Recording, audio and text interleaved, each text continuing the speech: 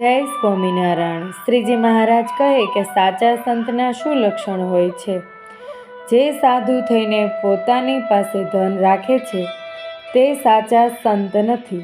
તે સંતને તો ગૃહસ્થ જેવા જાણવા. તે મહાન સદ્ગુરુ કે ખરા સંત નથી. જે સંત સ્ત્રી અને ધનથી દૂર રહે છે અને પોતાના મનમાં કોઈ વસ્તુની ચાહતા રાખતો નથી, તેને કોઈની ગરજ હોતી નથી, તેને કોઈનો ભય પણ લાગતો નથી.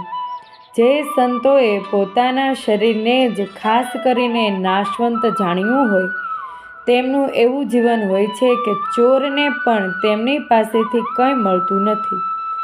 સંતો જંગલમાં નિવાસ કરીને રહે તો પણ તેને કોઈનો ભય નથી, કારણ કે જેના દિલમાં ભગવાનનો અખંડ નિવાસ રહ્યો છે તેને કોઈનો ડર લાગતો નથી.